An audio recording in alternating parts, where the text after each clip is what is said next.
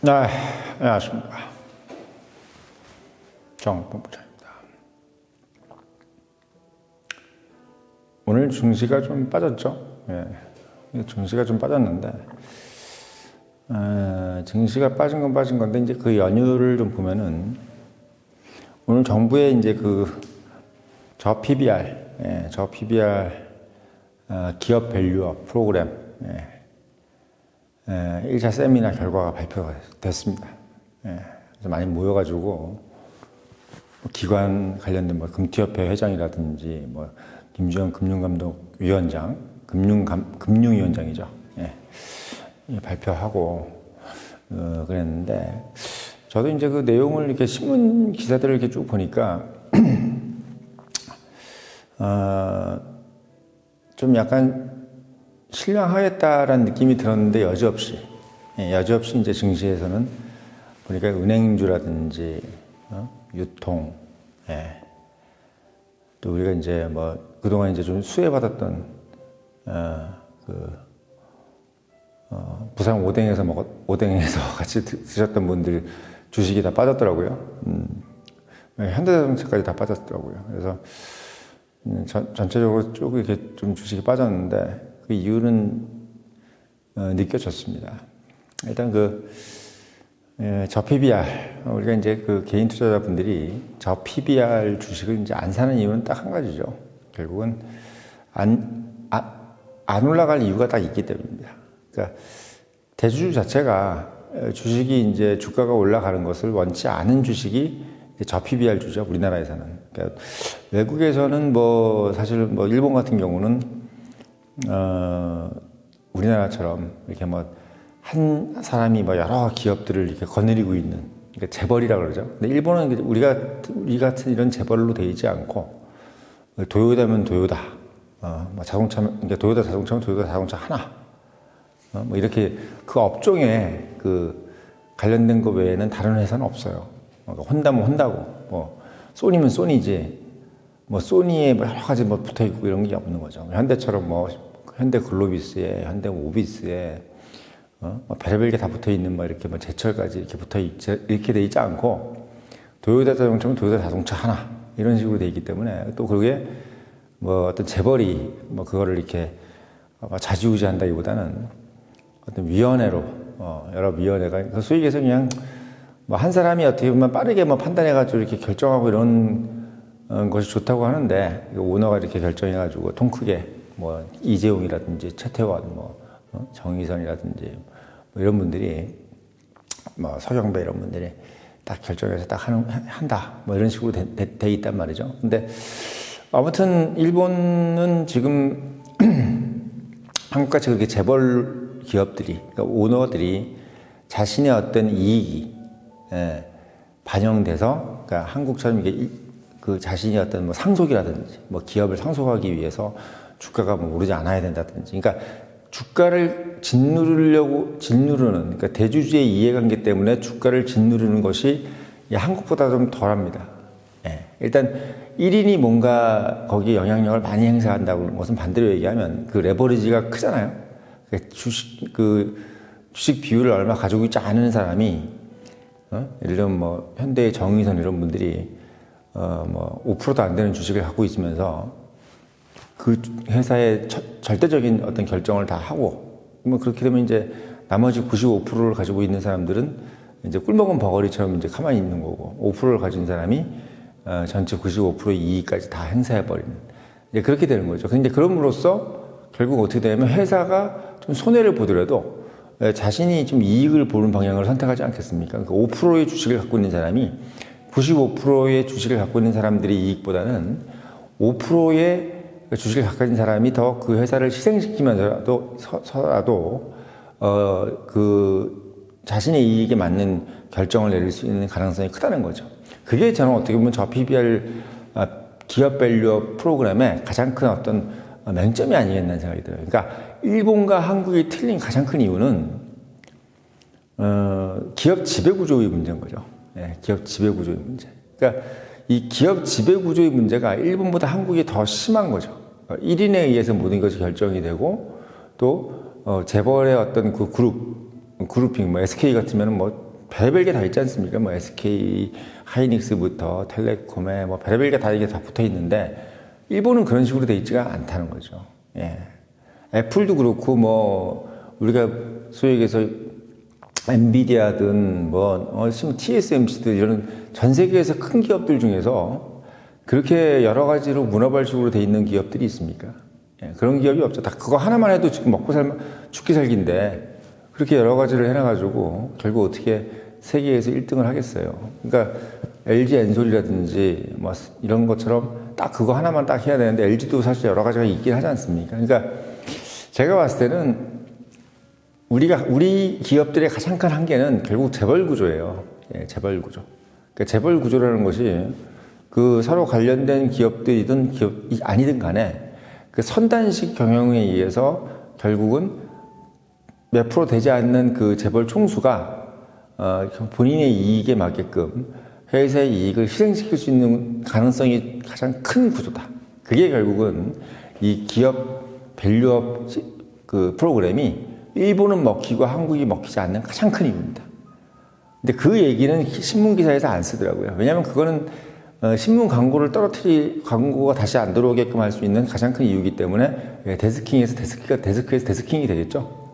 그래서 이제 그 비슷한 얘기를 못하니까 이제 다른 얘기를 하는 게 뭐냐면 일본은 지금 현재 뭐 관광도 잘 되고 소위 얘기해서 여러 가지 지금 그 반도체 장비 회사들 이런 데서 지금 엔비디아를 그 납품하는 회사들이 많기 때문에 뭐 소위 얘기해서 무역 수지가 좋다. 그래서 지금 사상 최대의 무역 흑자를 내고 있기 때문에 그렇다. 이렇게 하지만 GDP가 마이너스로 가고 있는데 뭐 사상 최대의 흑자가 이게 그렇게 중요하겠습니까? 그 지금 현재 일본은 작년 GDP가 마이너스로 갔단 말이죠. 예. 전체 생산성이 떨어졌어요. 생산량이. 근데 이제 무역 수지가 흑자고, 왜냐면 지금 도요타라든지 이런 데서 환율이 지금 상당히 이제 싸졌잖아요. 일본이 싸지다 보니까 가격 경쟁력이 생겨서 많이 팔게 된 거죠. 그러니까 사실은 일본 서민들은 죽어나가는데 이제 일본 대기업들이라든지 일본에서 이제 기업 가지고 있는 사람들은 사상 최대의 흑자를 보면서 이익을 봤다.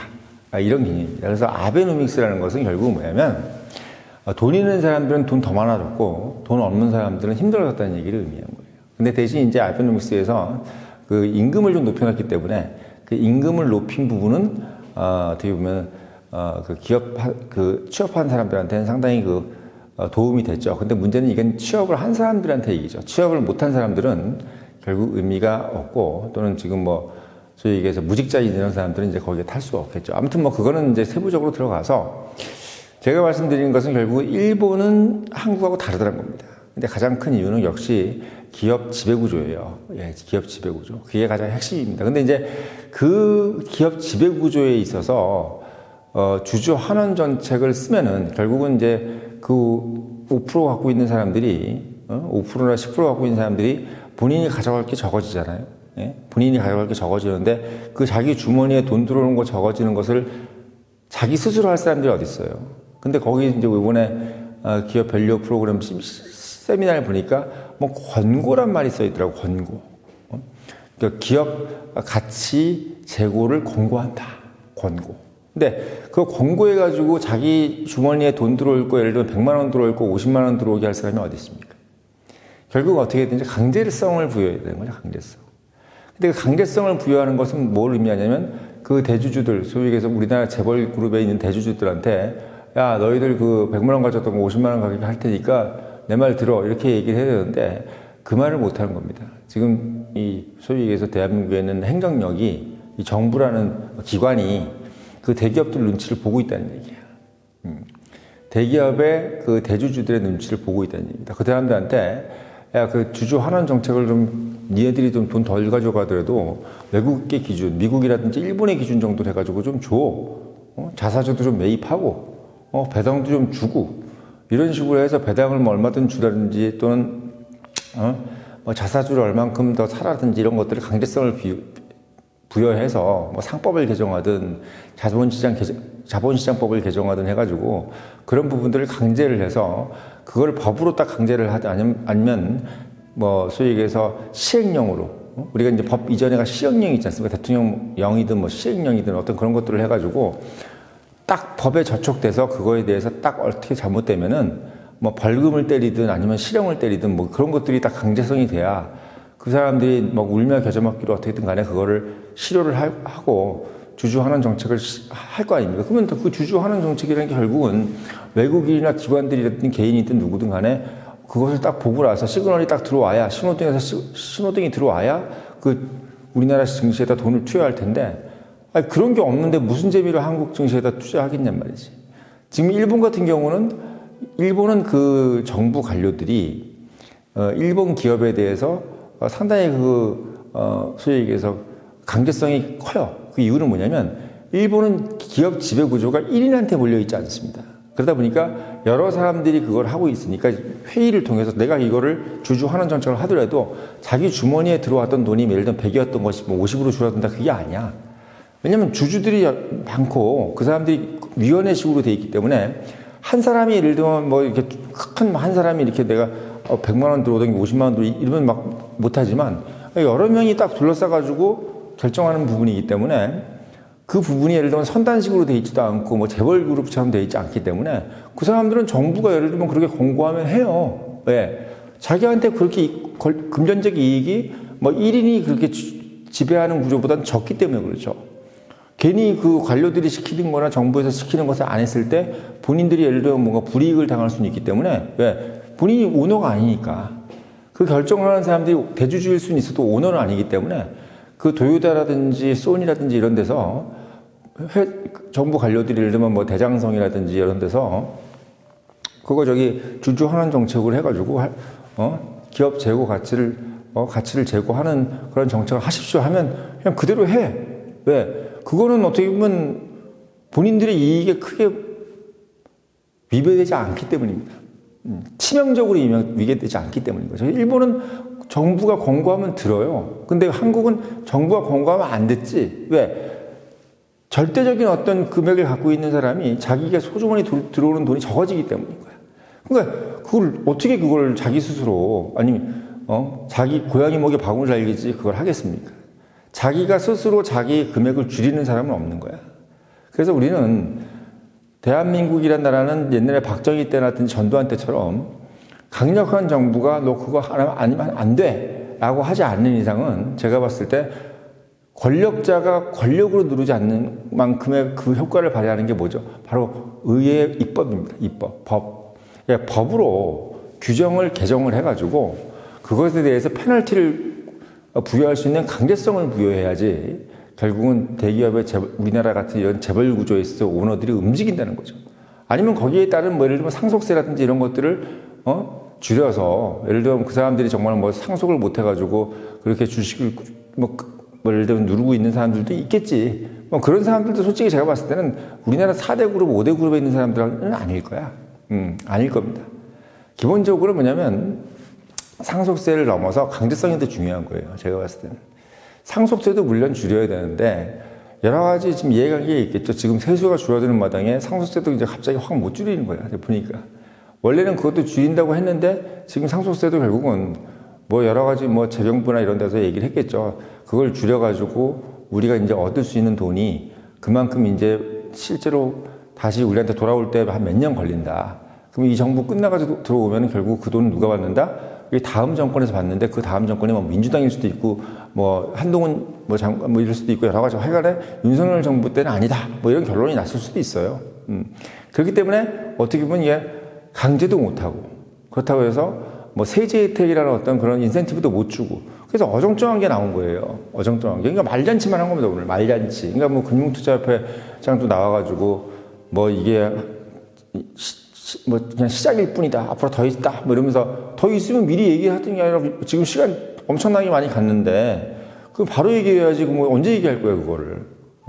그 강제성이 있다는 것도 빨리 얘기해줘야 되고 인센티브가 있으면 빨리 얘기해줘야 되는 것이 지금 그게 뭐 도대체 언제 얘기를 할 거냐는 거지. 그래서 제가 봤을 때는 시장도 이미 이제 눈치를 챈 겁니다. 아, 이게 다시 성장주로 가야 되겠구나. 왜? 저 PBR도 지금까지 올라간 거 다 개인들이 사서 올라간 게 아니잖아요.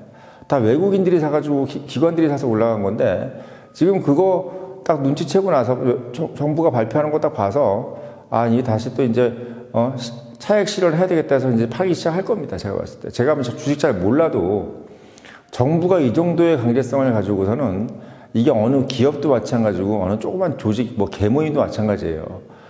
뭔가 뭐 누가 그 개또를 하나 안 냈다 그러면은 그 돈 안 낸 거에 대해서 그냥 그 다음번에 다 이렇게 하면 그 개는 망해. 한 번 안 냈으면 그 안 낸 사람에 대해서 엄정한 페널티를 가하고 상당히 그 위계가 있는 어떤 그런 발언을 하는 그 개주가 있는 그 개는 잘 돌아가는데 여기 뭐 권고하고 뭐 안 되면 아이고 다음에 내요 뭐 이런 식으로 해가지고는 그 개가 돌아갑니까? 안 돌아가죠.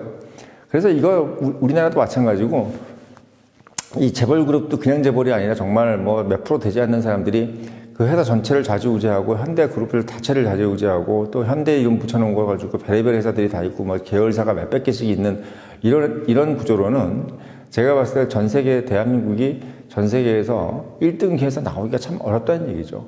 어렵다는 얘기예요. 그래서 제가 봤을 때는 참 이게 어떻게 보면 이제는 구조적인 한계에 봉착하지 않았느냐.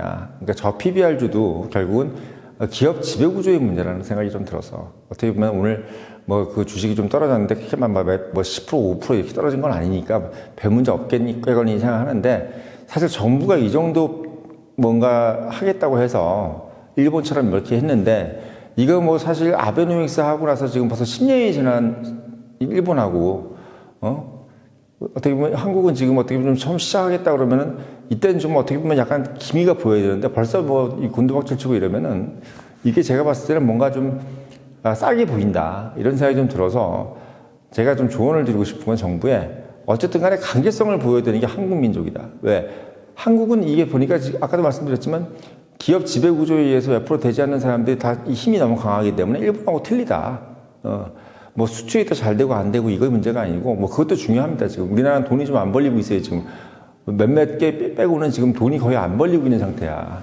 예, 우리나라 잡담 장기 침체로 갈 수 있는 상황이 아주 높습니다. 지금. 그래서 지금 이런 어떤 것들을 해소하려면 기업 지배 구조를 빨리 더 간단화해가지고 뭐 웬만한 대기업 같은 경우는 뭐 계열사 한 3개, 4개, 5개 정도만 이렇게 만들고 뭐 100 몇 개씩 있는 뭐 SK네, 뭐 카카오네, 네이버 이런 것들도 계열사 싹 줄이려 그래야 돼요. 옛날에 그 전두환 때나 이런 것처럼 소위 얘기해서 뭐 중복 투자 이렇게 하지 못하게끔 그렇게 해야 되는데 정부의 힘이 너무 약하다 보니까 그걸 못하고 있다. 그게 좀 안타까워서 오늘 저 PBR 그 기업, 밸류업 프로그램 발표한 거 보고 좀 마음이 안 좋아서 오늘 영상을 올렸습니다.